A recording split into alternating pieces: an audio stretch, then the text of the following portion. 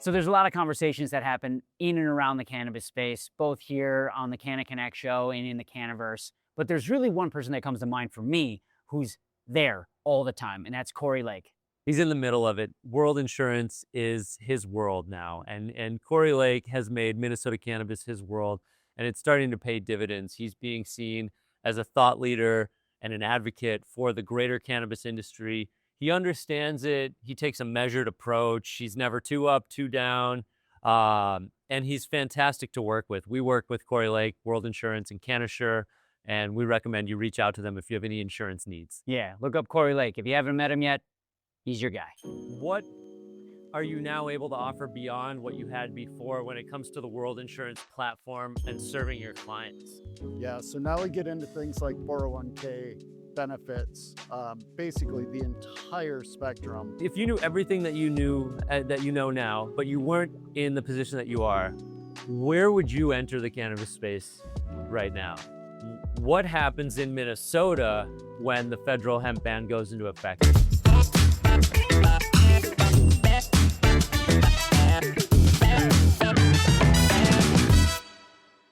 You got your high school friends, you got your college friends, then they start to get married and go out into the world, Yeah. and then they start to get divorced. So this was now the divorced friends with a shitload of money, and they want to relive all the crap that they missed. Yeah, So they got married early. They got married early, they had kids, now they're reliving. Were you married? I was not. You were- And I hadn't had a girlfriend. You were in single. a long time. Yeah. But it was mounds of cocaine, Yeah. copious amounts of alcohol. Sure. I mean, all because everybody had money. We had Right. money and we had access. What year did she call you? Well, I was 30, so I'm 53 now. Okay. So what, 23 years ago? ago? Early 2000. Holy cow, Yeah. that was early 2000. Wow. Yeah. And your daughter's 8, 10, 12. 12. Yep. Yeah, Yeah. almost 13. Because like So- I like our age difference. I have this at my apartment building or my condo as well. Like Scott lives upstairs, and Scott, like, he's a little bit older than you, but he's like early to retirement. But his kids are like Meg's age or younger, so they're in their 20s or maybe Yeah. just turned 30. But like with you and I, it's just like one true generation apart. And like you're in theory you could be my dad, but you're not old enough to be my dad. And I so would have been young. you're like, Would have been young. we have like not like an uncle relationship, but it's like even more, it's somewhere between a brother and an uncle Yeah. relationship. And it allows us to do fun stuff like think outside the box and lean into opportunities, but also like have transparent conversations and not be afraid. There's not like a level of professionalism that I'm not afraid to, like, I can talk to you about anything. Oh, yeah. And that's why we're on the Canna Connect Show, live from CannaCon, kicking off season 2 with Cory Lake from World Insurance. The first question that I think we should start with is, what is World Insurance? How do you fit into the company now? And let's go from there. Yeah. Yeah. So World Insurance is, I believe today, the largest cannabis insurance brokerage in the country. So what we've seen is a lot of other insurance companies get in, and then they have one or two people that are involved, and then they get out. The reason why I chose World is because they have about 30 people across the entire country that exclusively do cannabis. So it's been an incredible transition, and it's been really great to be able to have now a team of people that, I mean, one, people to commiserate with, and then people to ask questions to that know something about the space. Right. So, I mean, you're based in Minnesota. I want to say the title now is like a national account executive. Yeah. There's other national account executives across the country, and that's part of the network that you have now.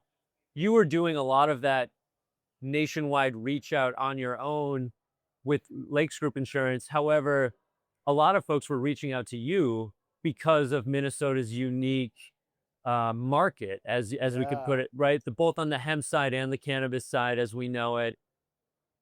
What are you now able to offer beyond what you had before when it comes to the World Insurance platform and serving your clients?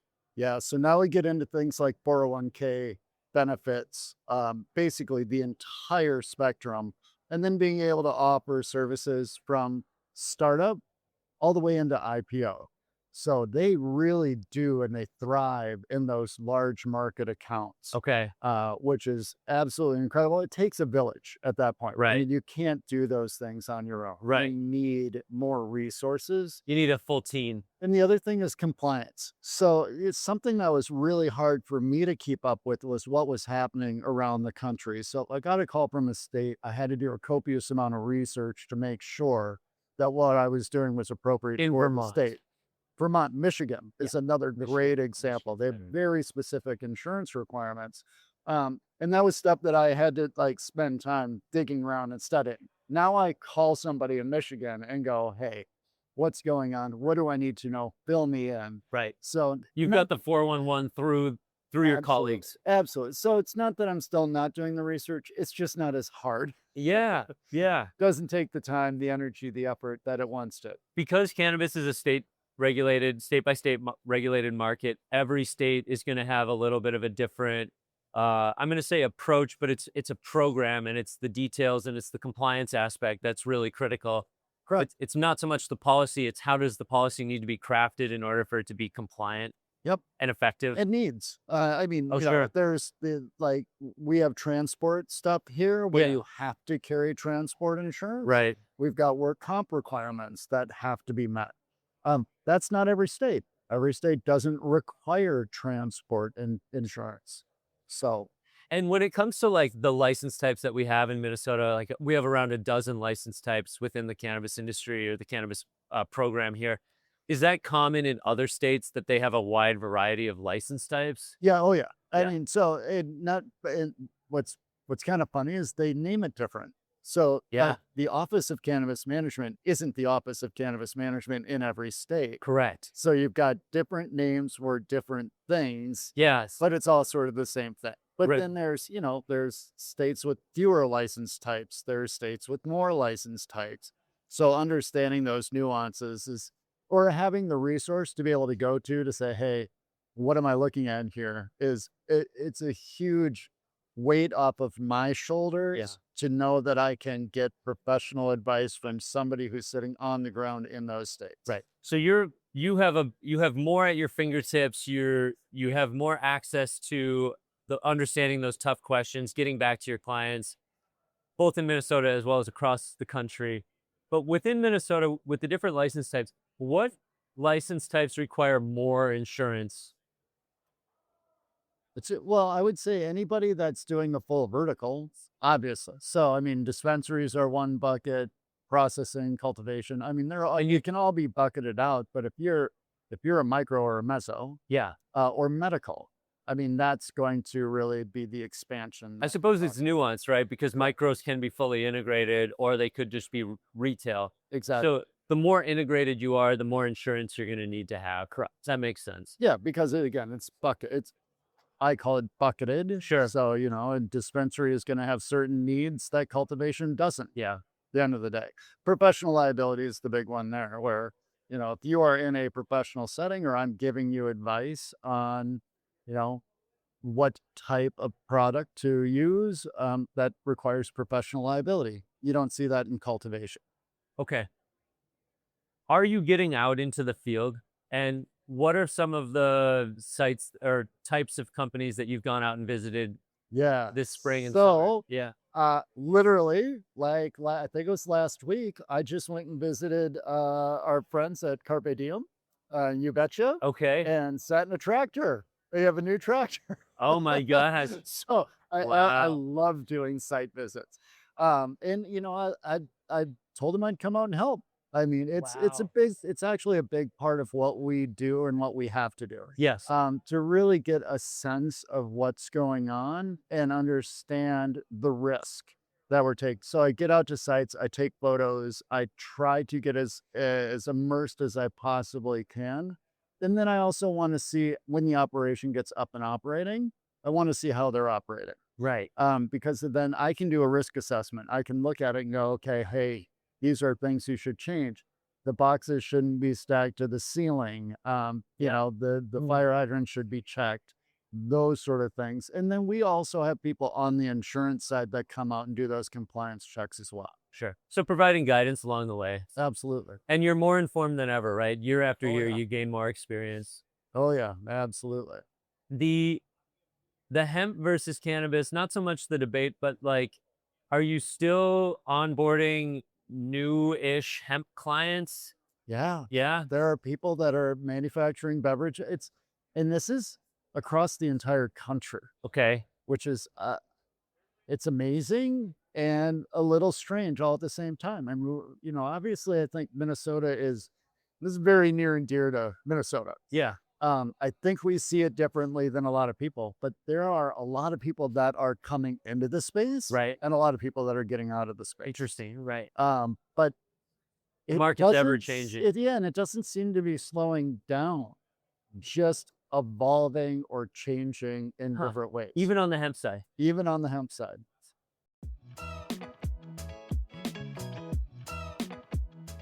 What? Rebates. What? Rebates. What are operators in the Minnesota space leaving on the table right now? That they can get up to 60% of their lighting rebates covered if they're in XL Energy territory. And nobody's better at offering these rebates back to the growers and cultivators than what rebate?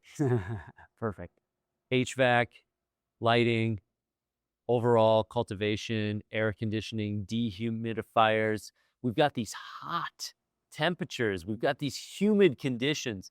Growing in Minnesota is unlike any other state. Work with a group that understands lighting rebates as well as HVAC. What rebates? Bingo. So, And I'd love to give you my crystal ball reading. We had No, this conversation yeah. earlier, but the answer is nobody knows. I'm paying I want attention. to get on I'm paying attention every day. I want to see it on a betting app. I think, Yes, like Tanner said. right. Yeah. It should absolutely be on a betting app, and we should be. I mean, I'm going to guess that line is 50-50 right now. Right. I don't think anybody really knows. I mean, as we're recording this week, the president came out and directed Congress to figure out how to get full spectrum CBD legal post November 12th, right? Because it runs into some issues when you ban all hemp CBD under or over 0.4 milligrams. So, I mean, your full spectrum tinctures aren't allowed, your seeds aren't allowed, and that's not some of it. But like when it comes to the Medicare program, the Medicare pilot program, like, yeah, there's going to be significant issues when the hemp ban goes into effect. And I wouldn't ask you, because I understand it just as well, to say nobody knows. right.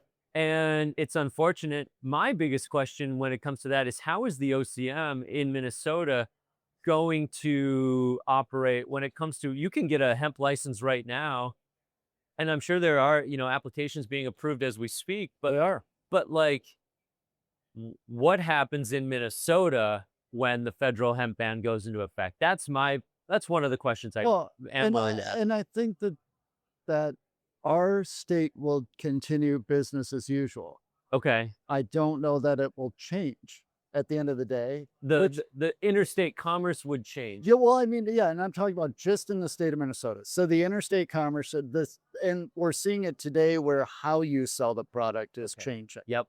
It may just be liquor stores and dispensaries. It may not be chiropractic offices and other spaces where we've been able to purchase products.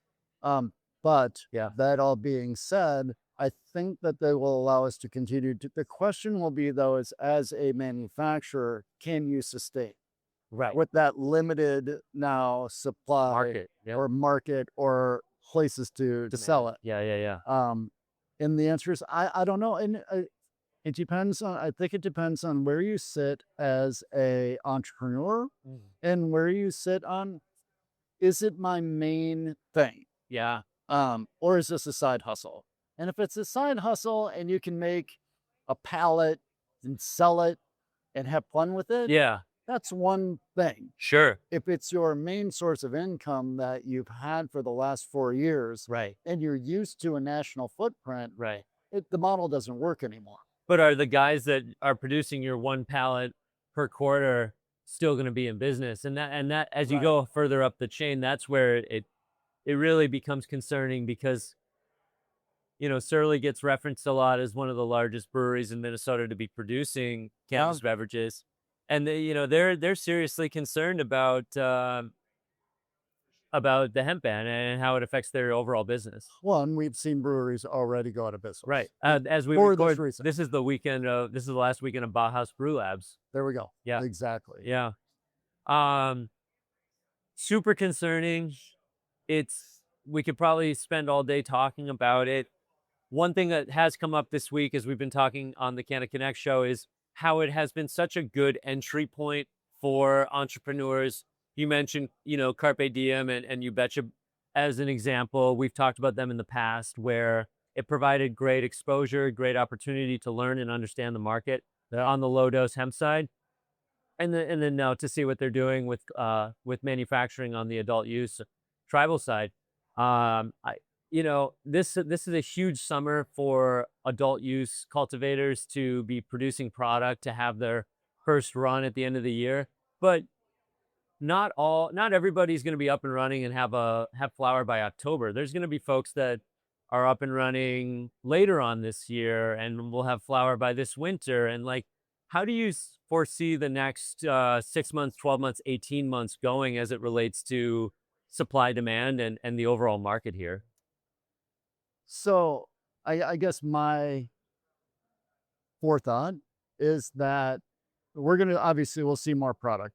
I have a big question mark on what type of product we're going to see, meaning, most of the product we're seeing today is remediated. Yeah.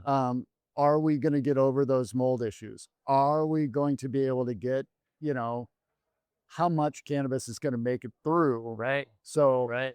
that will be a big determinant on pricing. Right. So if a lot of it gets through and a lot of it tests great and it's, it's not remediated, all of those sort of things, I think the price per pound will stay, it'll go down, but it's going to be fairly stable. Sure.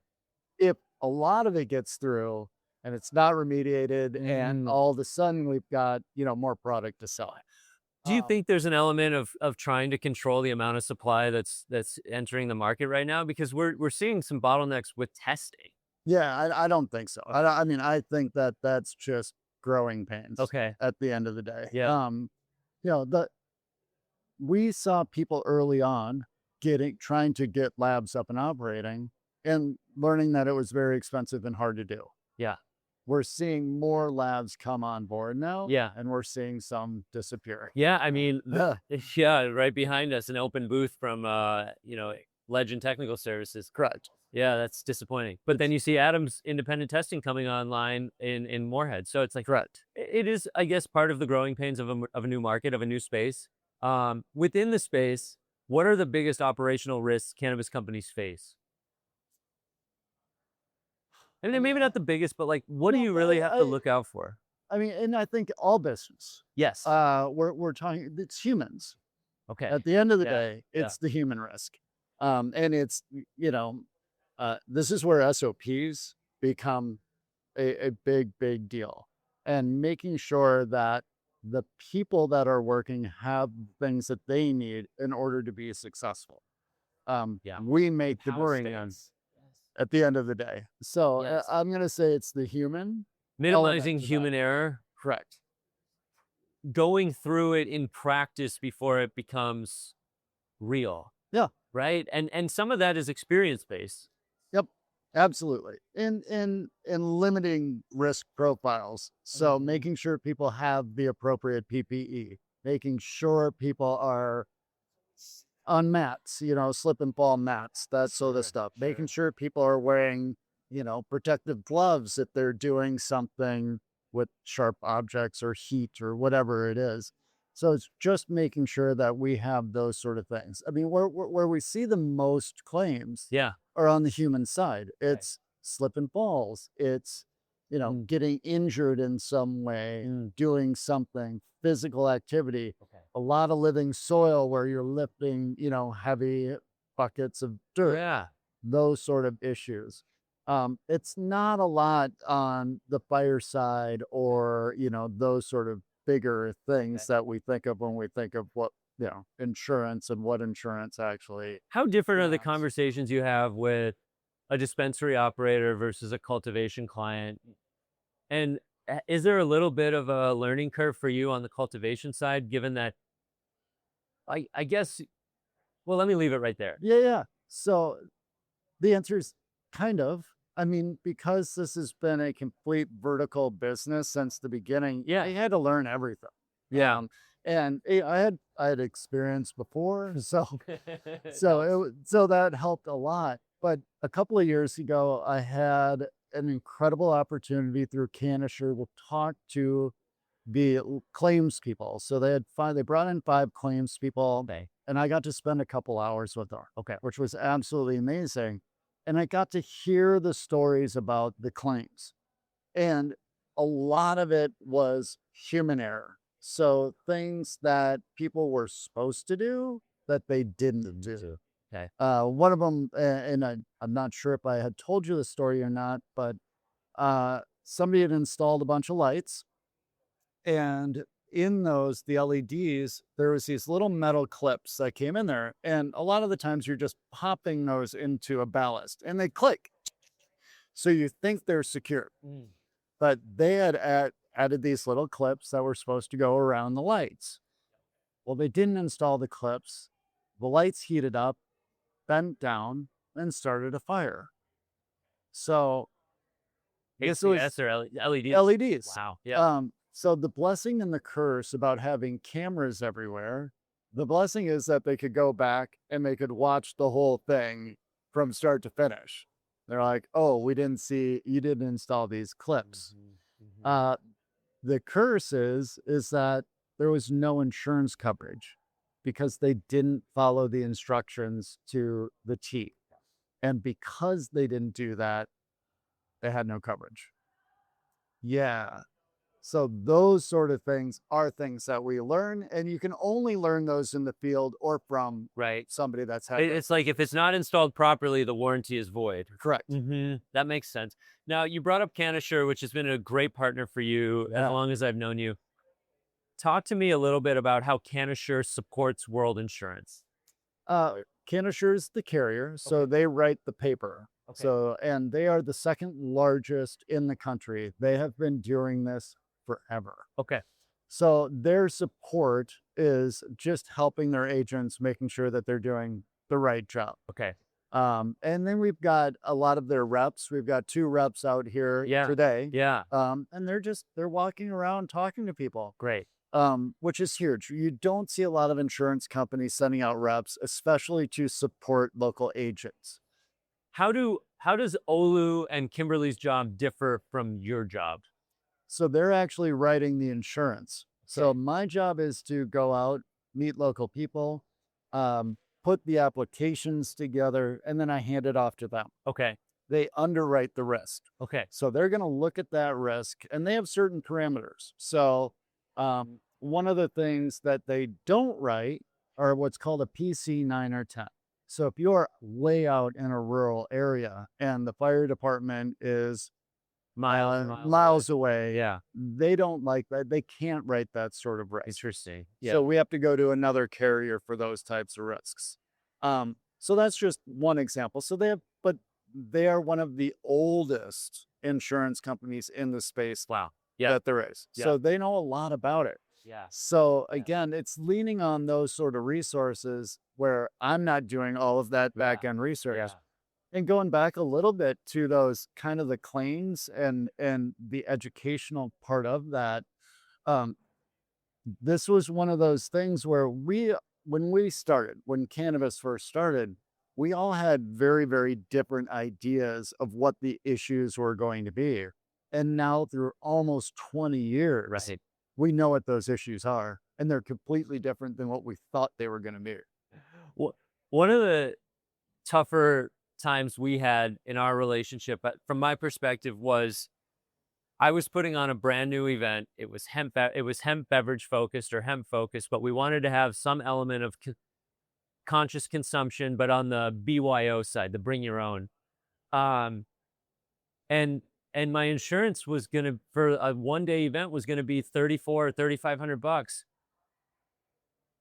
Have you seen rates come down at all 2 years later, now that there's 2 years more of data on what I'm going to refer to as the hemp beverage consumption side, I don't know. Tell me, are there differences in rates from a hemp event versus a cannabis event? And have you started to see a little more normalcy within the space when it comes to executing policies? Yeah. I'd love to say yes, but the answer is no. Okay. And are the rates coming down? Yes. So Okay. in global insurance, we're entering into a softer market, Oh, yeah. and it's helping with a lot of stuff. Where it's not helping is with things like cannabis events. Cannabis events are probably one of the newest things that have really started. Yeah. Hemp events are also still very, very new. Okay. And nobody really knows how to assess that risk profile. Okay. It's not like alcohol, unfortunately. We're not there yet. We're not, yeah. And then on top of that, if you're mixing it with alcohol, all of a sudden it gets very strange. So there's a combination of things where it's like we don't really understand what's going to happen and how those events roll out and what those risk profiles are. But so far, I mean, so what we've seen has been pretty benign. People passing out, Right. no real injuries, no real issues. So do I see in the near future that changing quite a bit? Yeah, It could. Yeah, it should. but It- also understand that Minnesota is different than every other state across the country. So until people Mhm. adopt Mhm. more of that Minnesota model, Uh-huh. it makes it really hard to sort of figure all this stuff out. It's very Wild Westy everywhere else. Is there a comp? What's the closest comp to Minnesota right now from a hemp and cannabis? Yeah, I mean, honestly, I can't think of one. It's very Wild Westy everywhere else. I have traveled to a handful of states. The stuff they sell at gas stations is scary. The things that the push for banning hemp are products that look like Skittles. They look like gummy bears, and kids can't tell them apart. Yeah. And there are stories of kids eating entire bags of product. Yeah. People are manufacturing 5,000 milligram gummies. I mean, things that just society doesn't need. Right. They do. Well, and certainly in an accessible access point like a gas station. Right. Absolutely. And then they do these tests as well. So they'll do third-party testing where they go out, they buy 20, 30 products, and they test them. And there's products that contain nothing. Yeah. They did a test at non-cannabis related on melatonin, and Mm. specifically melatonin for Okay. kids. They tested 10 top brand products, and they came back. 3 of those came within the parameters of what was on the bottle Out of 10. out of 10. One of them contained only CBD. And then the other ones, one of them had like, it said 5 milligrams on there, had like 300. So, I mean, I don't, whatever the multiple it Right. was, Right. again, this is melatonin for children. Wow. So, it's those sort of things that Minnesota has done such an incredible job of kind of looking at this and going, hey, let's make sure that this stuff doesn't get on Regulating. ourselves. Normalize. And we did a lot of self-regulation, which was like, hey, I saw this telling on the locations that were doing a poor job. Right. And then our OCM and tobacco authorities did a great job of going in and shut those things down. I think we're starting to see some of those repercussions with some of the frequent troublemakers. Yeah. The folks that were just willing to push the limits. I think it's starting to have an effect on their business. 100%. Yeah. Yeah. That's interesting. Hey, Stephen, can you loan me $50? $50? What are you going to the dispensary? Well, yeah, because they don't take credit cards. Oh, yeah. And some of them don't even take debit cards. Cash only. Cash only. Cash is king. Cash is expensive. Yes. You know what works better? No, do tell. Evolve Payment. Oh, Don 3, baby. ACH. Yes. Automatic Clearinghouse. Who is Evolve Payment? Evolve Payment is a local business based out of the Twin Cities, and they are helping cannabis businesses, not just dispensaries, a lot of cultivators as well, transact through ACH, digital payments, much more effective, affordable to utilize, and you minimize the risk that comes with holding cash. Cannabis is still very much a cash-heavy business. It's risky, it's expensive. Evolve Payment helps minimize your risk while keeping you paid and making sure your money arrives on time. Man, sounds like a great advertisement if I've ever heard one. If you need an introduction to Don 3, reach out to Canna Connect. We'd be happy to introduce you.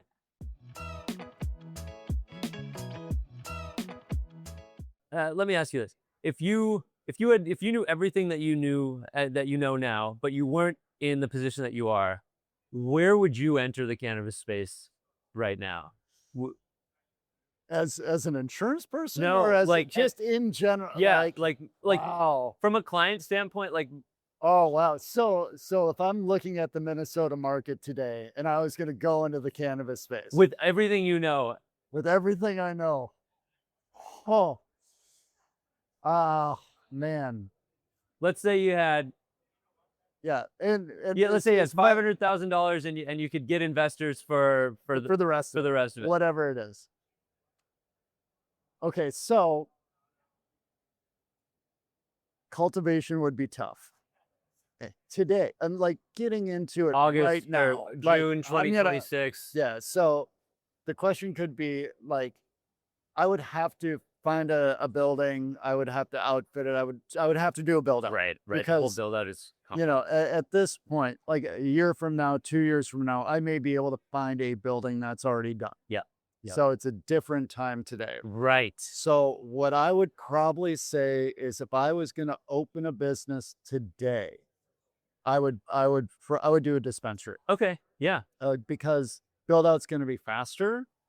I think if I timed it correctly over the next 3 to 6 months, I could open with product because I think we're going to see enough product Good. to supply. Right. You may not have, and because you're saying I have money, Yeah. I'm able to do those pre-orders. Yes. I'm able to lock in in. some of those Right. vendors Right. with some pre-orders, give them some money down, so I have guaranteed product Yes. when I open, and be able to time that appropriately. Right. So that would be the direction. that I And would with go the for. dispensary clients that you have currently, what are they doing well that's helping them succeed in the marketplace?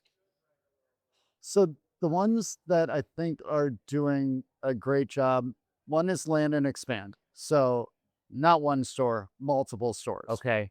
Trying to get the brand out there is key Okay. right now. On top of that, I would also say that I had one of my clients who knew that 420 was coming up and knew that products were going to be slim. So he held product back Yes. from putting it on the shelf. Right. And so when 420 rolled around, Yeah. he had a fully stocked store And maybe the best selection in the city. by far. Yeah. And Right. people recognized that. And he basically sold through all of his products. And it's probably paying dividends even after 420 because they had such a 100%. great experience. So 520 comes around, they need more bud.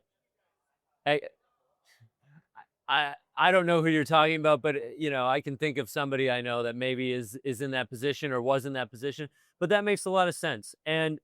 So land and expand. Utilizing if you're a retail license, trying to get up to 3 or 5 dispensaries. You want to get up to, ideally you're up to 3 Yeah. at this point, because you need to be able to still test. You need to still be able to make sure that you're handling. You can't like scale you're- too quickly. Can't scale too quickly. Yeah. And you got to make sure that, you're still giving that same service, the same experience. Right, the good to great philosophy. Just because you open up, or when you open up a second restaurant, it's not easy to keep the quality of the food the exact same because now you have 2 things that you're managing. Correct. Right. Yep. So you got to make sure you're doing that right. The last thing that I would throw in there too is, I mean, the good ones are piggy banking money. I mean, Saving. because Yeah. all of these businesses, and this is almost every business out there, you have a great year one, year two, Okay. and Right. then after that, especially when we start to see market compression, we see price compression. Yep. You need to have funds in the bank to deal with lean months. And we're going to see that in Minnesota. I mean, I think that winter months are going to be much slimmer, It's harder to get out to your shops. harder to get out, or the purchases will be larger and the gaps More between infrequent. Yeah. customers are going to be more infrequent. I see what you mean. Deliveries become tougher. Let's talk about delivery because, like, I don't know how the delivery market works in Minnesota. I know there's a couple stores that offer delivery. I Yeah. know there's a transportation license. Is there a delivery license as well? Is Yeah. that separate? Yeah, so they're two separate things. Yeah. So transport, think of going out to a farm, filling up a semi truck. A to B, Delivery B to is C. I've got an ounce. Yeah. I'm going to bring it to somebody. And so, do you have delivery licenses, or are you helping support delivery licenses? Yep. And what all goes into getting licensed, and then how can they just do business with whoever?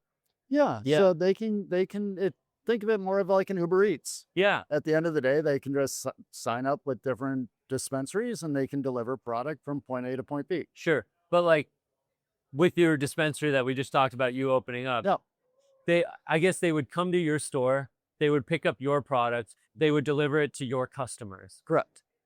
They can then do that with my store, my product, my customers. They don't keep product. They cannot.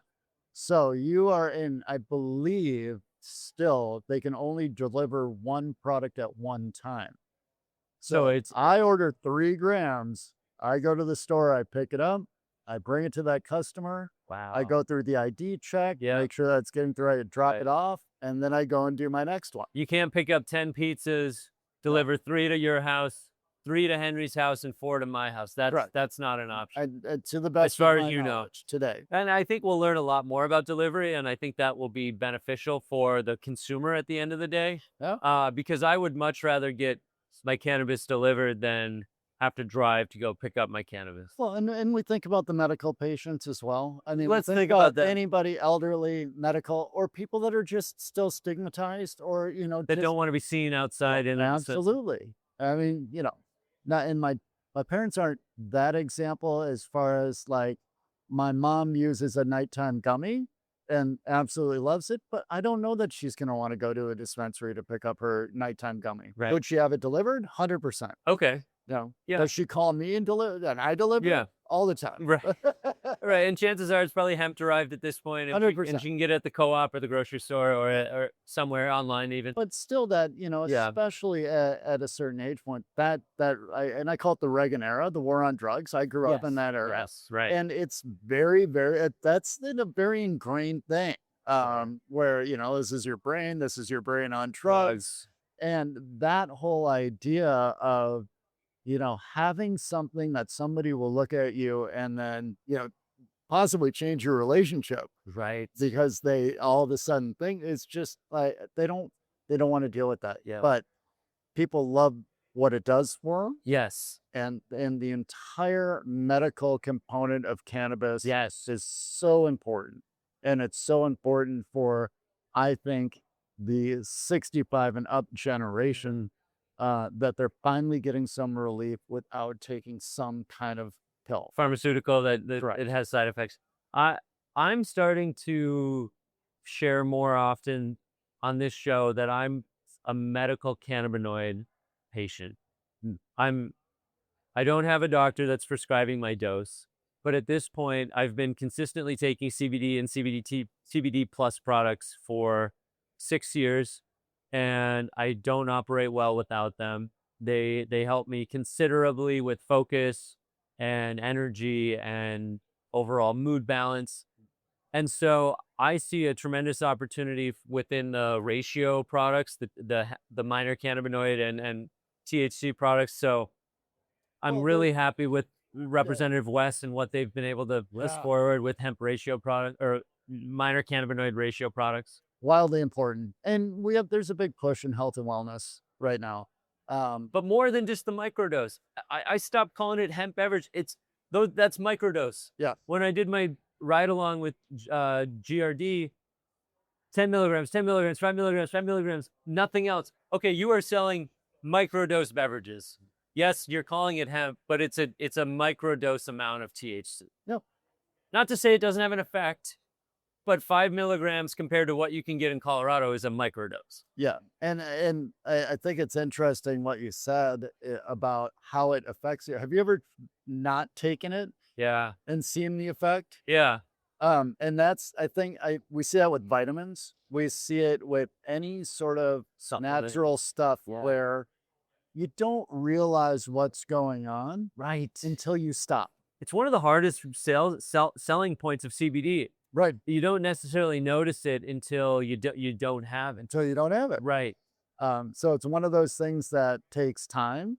And then after that, you got to take yourself up to realize, oh, this is how it's affecting. Yes. I'm not sleeping as well. I am not as focused. And then get Moodier. back I on. can't handle my Right. emotions as well. I'm very grateful for the OGs of the hemp CBD industry that we're putting out tinctures and we're making affordable CBD products and seeing the long game.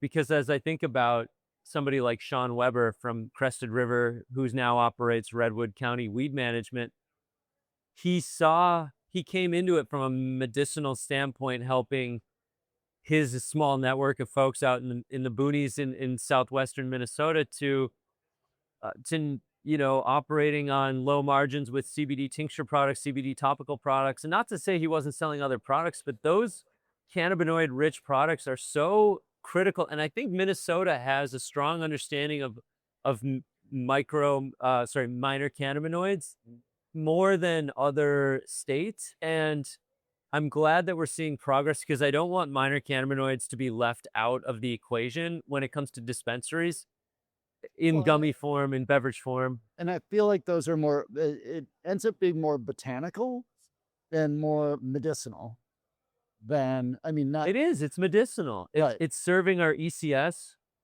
and it's not always in a psychoactive way. Now, they always say a little bit of THC helps. No. Open the doors to the endocannabinoid system. I really would empower people to try CBD, try CBG, and Canna Connect wants to put out more of those CBD rich and CBG rich products, because we know that it works for us, so it might work for you. No. Yeah. Yeah. It's amazing. It's amazing. Now, last thing, when it comes to World Insurance and the business that you do, is there anything else that your customers, your clients, as well as your prospects and people out there in the Minnesota cannabis industry need to know about that relationship? Not really. Just know that what we're doing today is affecting the industry, not only across the country, but around the world. Amazing. Yeah. And it is, it's been a great transition. Great. To finally be able to have a team of people that all work together to try to do this sort of stuff. And we're able to help insurance companies with what they do, and they're able to help us. And it's become a much bigger relationship holistically. Yeah. And that piece is worth everything. You're stronger now more than ever. Stronger, more knowledge, better help. And it allows us to be able to be more hands-on and make sure people are getting exactly what they need. Not more, not less, but what they need. Yes. Meet the market where it's at. Well, and it's important. Anybody can sell you an insurance policy. Sure. You can go online and get an insurance policy. Yes. It's, and if that's your prerogative, you can find the least expensive thing out there. Yeah. If price is what you need, or you can find something that one quick example, I met somebody the other day. They had purchased an insurance policy, and this was a friend of a friend. They didn't have a location yet, and Minnesota requires you to carry work comp. So they thought they needed a work comp policy. So they asked this gentleman to sell him an insurance policy. I said, okay, well, do you have a location? He's like, well, no. And he said, do you have employees? He goes, well, no. I said, well, how much was the insurance policy? He said, $9,000. And I went, okay, that's not a thing. Right. One, Right. I can't sell you insurance because you don't have a location. I mean, we could do something, Right. But I mean, you can buy an insurance policy that doesn't actually work. Right. And you can't, I mean, work comp is for employees. And if you don't have employees, you don't need work comp. comp. So I had to write a letter to say, hey, if you do not dissolve this insurance policy, we're going to have to contact the insurance commissioner. Oh, wow. And, are they out some of the premium? Probably. Sure. But they're not. I mean, and had we just written a policy, a general liability policy and a small work comp policy for the owners of the company, the people that were actually working there, we are talking about maybe $1,500. So, yeah. It's those sort of stories where, I mean, one, I can jump in and help. If we never do business again, I don't really care. We need to, it's like policing the bad actors. Yep. And that's the stuff that I try to do is to get out there, help, and make sure that you're getting, I'll review anybody's insurance for free. Sure. And again, if we do business or not, at the end of the day, it doesn't really make a difference. Because you need to get something that works. Yeah.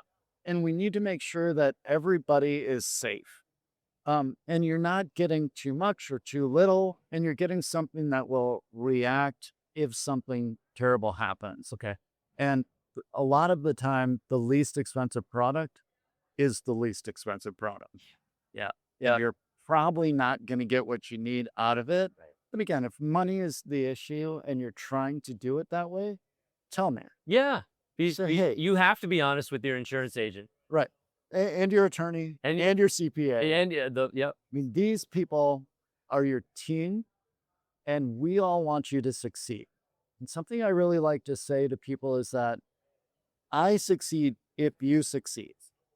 If your business grows, the insurance premium grows. Right. So that's how I make my money. You're in it for the long run. I'm in it for the long run. I need to be a part of what you have going on, and I need you to be successful. Because honestly, if you go out of business, so do I. It doesn't work for me either. Yeah. Yeah. So that all being said, those people you should lean on us. I mean, every attorney, every CPA, every insurance agent that's in the space deals with hundreds of people just like you. Yes. And we can give you war stories. Yeah. I mean, I can't tell you that this person did this, but I can tell you, much like saying, I can't say cannabis is going to cure something. Mm-hmm. We can use stories and verbiage that will get you out of some very expensive mistakes. Okay. Yeah. So, and that's something that I love to do. I work for a mentorship program. And I love mentoring people through business issues. I've had plenty of them. Yeah. I've been around the corner, around the block once or twice. So anytime that I can save people from making a very expensive mistake that I've made, I love doing that part. And if folks want to get in touch, what's the best way to contact you? Yeah. So email Cory Lake at worldinsurance.com. Yep. Phone number 612-251-9191. Okay. I answer phone calls. I appreciate phone calls. And you call people back. I call people back. That's, I've noticed that that's a big part of the business, but I'm a little bit older, I think. And it's way easier for me to communicate that way. Yeah. Phone, email, carrier pigeon. Yeah, we'll put your email in the show notes, and it's still just as easy to get a hold of Cory Lake. Absolutely. Great seeing you. Thanks, buddy. Thanks for being Appreciate here. it. Yeah. That's all for today on the Canna Connect Show. We'll see you next week with a brand new episode brought to you by What Rebates.